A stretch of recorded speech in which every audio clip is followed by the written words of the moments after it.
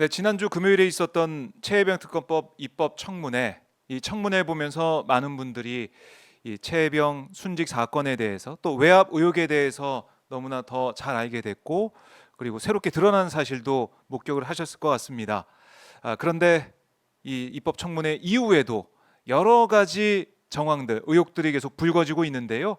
입법 청문회 내용과 또 지금 최근에 불거진 의혹에 대해서 말씀을 들어보겠습니다. 박균택 민주당 의원 전화 연결되어 있습니다. 의원님 안녕하십니까? 예, 안녕하십니까? 네, 예, 지난주 금요일 입법 청문회에서 열심히 질의하시고 답변 듣느라 고생하셨습니다. 예, 네, 일단은 지난 21일 있었던 입법 청문회 질의응답 다 듣고 마무리하셨는데요. 소감부터 예. 한번 좀 듣고 싶어요. 총평 예. 어떻게 예. 우선 보시겠습니까? 여기가 지금 이제 국회 행사장에 있다가 제가 좀 아이고 전화 받겨서 그러셨군요. 밖에 나왔는데, 네네 그러다 고맙습니다. 보니까 주변이 조금 소란스럽더라도 양해 좀 해주시면 네네 고맙겠습니다. 고맙습니다. 예, 그, 이미 뭐 이제 국민적 의혹은 있는 사안에 대해서 특검법을 다시 추진을 했던 것이고, 네. 그 도입의 타당성을 확인하기 위해서 입법 청문회를 열었던 것인데, 결국은 그쪽 증인들, 네. 대부분의 증인들이 증인 선서도 거부하거나 거짓말을 하거나 또는 뭐 증언 거부권을 행사를 했지만은 어떤 핵심에 대통령실이 있다. 네. 대통령과 참모들, 대통령실이 있다는 것은 뭐 상식으로 다 이해할 수 있는 이런 사안이 됐던 것이고, 다만 이제 네. 왜 대통령과 대통령실 관계자들이 그렇게 집요하게 나섰었을 것인가. 그 배경에 대해서 이제 밝히지 못한 상태에서 네. 종료가 됐던 것이 좀 아쉬운데, 어쨌든 그 부분이 가장 이제 중요한 과제가 아닐까 싶습니다. 그래요. 왜 그랬을까? 왜 이렇게 집요하게 임성근 구하게 노력을 했을까? 이 부분이 궁금하시다는 건데, 사실 이 청문회에서 의원님이 임성근 전 사단장한테 이런 질문했어요. 그러니까 이 그림을 이제 보여주면서 예, 민간인 이모 씨, 예, 이 사람 얘기를 하면서 해병대 출신이고 본인과 골프 모임도 자주 하고 있다고 알려져 있는 이 이모 씨, 이 인물에 대해 알고 있느냐 이렇게 물어봤더니 임성근 전 사단장은 한 번도 골프를 친 적도 전혀 없고 저 인원은 전혀 모른다 뭐 이렇게 얘기를 했습니다. 모른다라고 한 것이죠. 예, 그런데 어제 JTBC 보도를 보면 단톡방이 발견이 됐어요. 이 여러 명이 모여 있는 단톡방이었는데 여기에 이 이모 씨가 들어가 있는 단톡방이었고, 이 단톡방에서 임성근 사단장 함께 골프 치는 이 계획, 이게 그 단톡방에 나오지 않았습니까? 뭐 예. 실제 성사되지 않았지만 그걸 봤을 때 이 씨가 임성근 사단장을 정말 모르고 있었겠느냐, 이런 의구심을 다시 한번 가질 수 있는 그런 보도가 나왔단 말입니다. 이 상황을 좀 어떻게 보셨습니까, 의원님은? 그 정황을 보면은 네. 이제 이모 씨, 네. 여기도 기자의 질문에 대해서 뭐 대답하기가 곤란하다고 이렇게 피해 나가지 않습니까? 결국은 아는 관계라고 볼 수밖에 없을 것 같고, 네. 카톡 내용이 워낙 구체적입니다. 친분이 있는 사람들이 아니고서는 이루어질 수 없는 그런 행사 계획이 들어있지 않습니까? 네. 5명 정도가 있는 카톡방, 골프 행사 계획, 사단장과의 면담 계획, 네. 그리고 또 식사 계획까지 모든 것이 이루어졌던 그것은 전혀 모르는 사람들끼리 갑자기 급조돼서 뭐 방문 계획을 세우고 그렇게 네. 영접 계획을 세우고 이럴 수 아하. 없는 것으로 알 수밖에 없는 그런 내용들인데, 네. 결국은 서로 간에 당연한 친분, 그것도 끈끈한 친분이 있다고 볼 수밖에 없는 내용들이고, 네. 이 모 씨가 그 내용에 대해서 답변을 모르면 모른다고 하면 될 텐데 답변을 하기가 곤란하다고 피해 나간 걸 보더라도 네. 이 모 씨와 뭐 임성근 사단장은 서로 잘 아는 관계일 수밖에 없다라는 그런 내용이 확인됩니다. 제가 국회에서 애초에 질문을 했었을 때 네. 그런 내용의 제보를 받았기 때문에 질문했던 것인데, 막상 임성근 사단장은 이 모 씨가 누군지도 모른다라고 얘기를 했었습니다마는 그게 그렇습니다. 거짓말일 수밖에 없다는 것이 드러난 것 같습니다. 그래요. 근데 그러니까 이제 이 모 씨라는 사람에 대해서 이제 임성근 사단장이 부인을 하고 있는데, 저는 네. 임성근 사단장의 얘기를 믿을 수가 없는 이유가, 그날 음. 제가 수중 수색 사실을 지시했거나 알았느냐라고 물어봤을 때 네. 수중 수색 사실을 전혀 몰랐다. 그러더라고요. 나중에 연결식 뭐 네. 이후에야 또는 그날 밤 뒤늦게야 보고를 받고 알았다. 깜짝 음. 놀랐다. 이렇게 얘기를 했지만 네. 막상 사고가 발생하기 전 2시간 전에 수중수색적인 장면이 찍힌 사진을 보면서 아주 홍보 활동을 잘하고 있다고 칭찬하는 내용이 나와 있지 않습니까? 그렇습니다. 근데 카톡 사진에 오전 7시라고까지 명백히 나와 있는데 그걸 부인하는 그런 태도만 봐도 여기는 증거 앞에서도 거짓말을 하는 사람이기 때문에 예. 임성근 사단장의 말은 애초에 무시를 해야 할 것 같고 카톡 대화 내용과 그 이모 씨의 그 반응 이것을 네. 토대로 진실이라고 평가하는 게 옳을 것 같습니다. 그래요. 그러니까 이 이모 씨, 그러니까 블랙펄 인베스트 전 대표 아니겠습니까? 예. 이 사람이 도이치모터스 2차 주가 조작 사건의 컨트롤 타워, 그러니까 김건희 여사의 모친과 김건희 여사의 뭐 계좌를 관리해 준 걸로 지금 보여지는 그런 상황. 그러다 보니까 이 이모 씨와 임성근 전 사단장의 관계도 그렇지만 이 씨가 누구와 또 윗선에 연결되어 있느냐. 이걸 또 많은 분들이 궁금해하시고 의혹으로 가지고 계시는 거 아니겠습니까? 결국 예. 이 씨와 김건희 여사가 친분이 있고 또 이 씨와 임성근 전 사단이 친분이 있어서 김건희 여사와 이 임성근 사단장 사이를 연결해 준 역할을 이 이모 대표가 이 씨가 한 게 아니겠느냐 이런 의혹이 제기가 되고 있습니다. 어떻게 예. 보십니까? 그게 아주 합리적인 그 의심이라고 봐야겠죠. 네.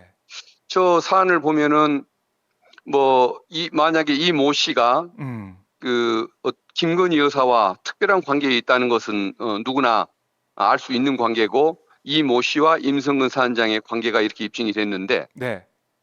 저는 이 사안을 보면서 그 의심이 당연하다고 생각하는 것이 왜 그러냐면은 지금 대통령과 대통령 주변 사람들이 국방부와 해병대 사령부에 또 경찰청까지 전화를 해서 이렇게 압력을 넣고 뭐 지시를 내리고 이런 과정들을 보면 굉장히 비정상적이거든요. 네. 보통은 대통령이 순수한 의도로 그런 지시를 내렸다고 한다면 국방부 장관에게 한번 지시하면 되는 거고 나중에 결과를 보고받으면 되는 거 아닙니까?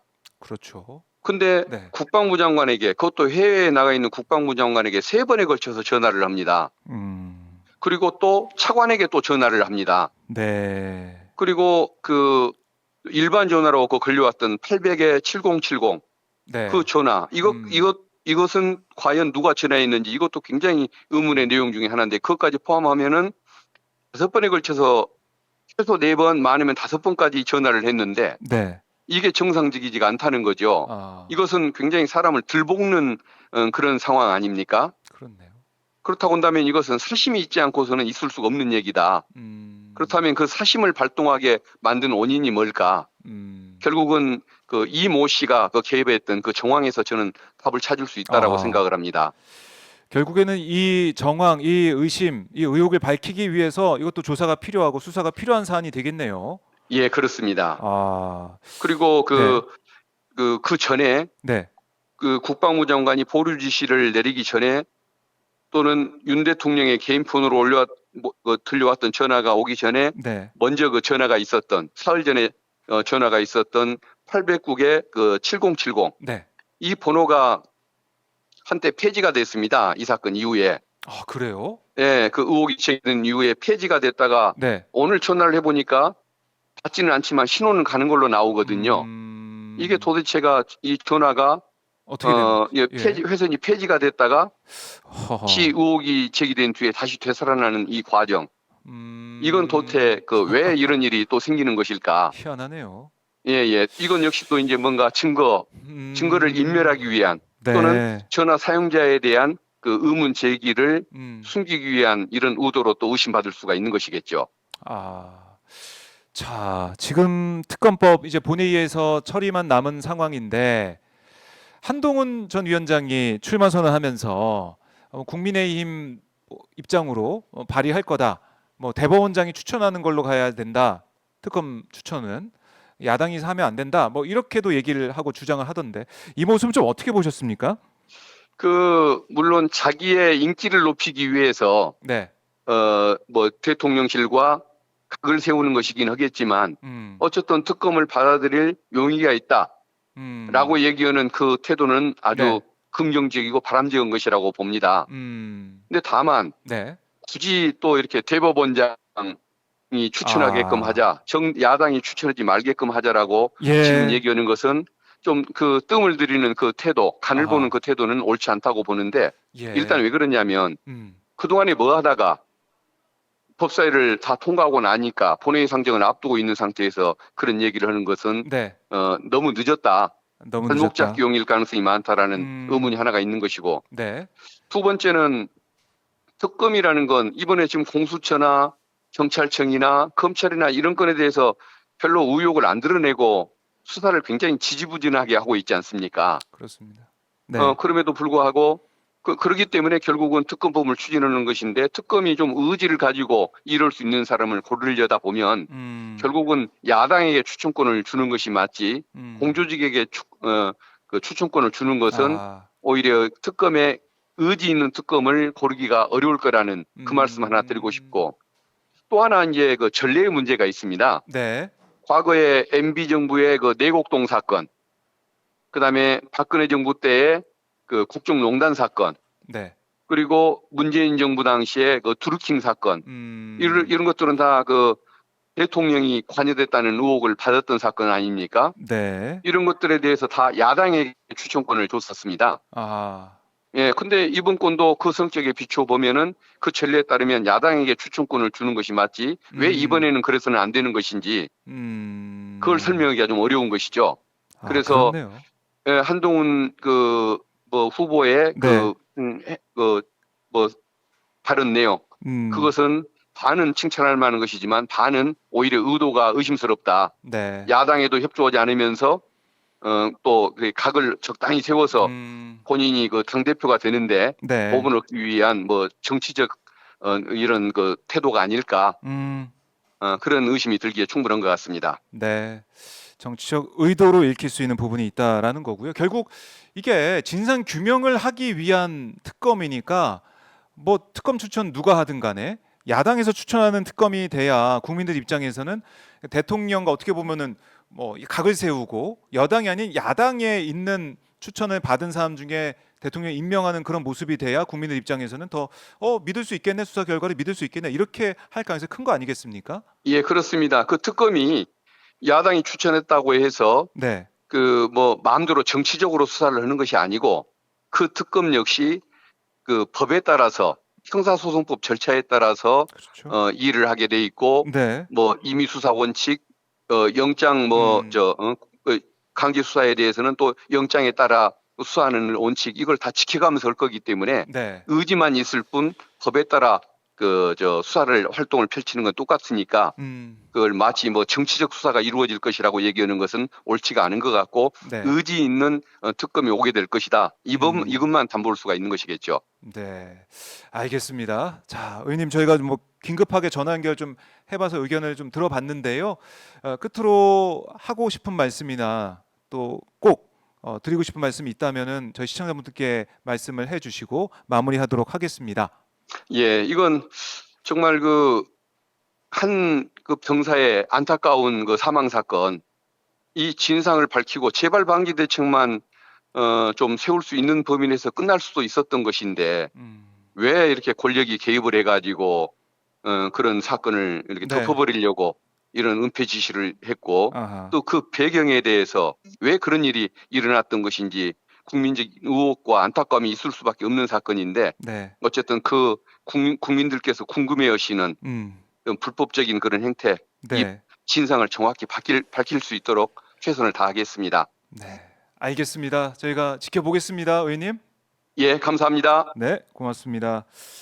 지금까지 박균택 민주당 의원과 말씀 나눠봤는데요. 입법 청문회에서 있었던 사안들, 또 어제 보도로 드러나고 있는 김건희 여사와의 이 임성근 사단장 사이에 있는 연결고리 의혹, 여기에 대해서도 하나하나 짚어봤습니다. 자, 이어서 저희가 또 인터뷰를 준비했습니다. 이인영 민주당 의원과 함께 지금 북한 러시아 밀착 상황, 또 우리 긴장이 고조되고 있는 한반도 상황 하나하나 짚어볼 텐데요. 여러분 조금만 기다려 주십시오. 이인영 의원과 다시 돌아오겠습니다.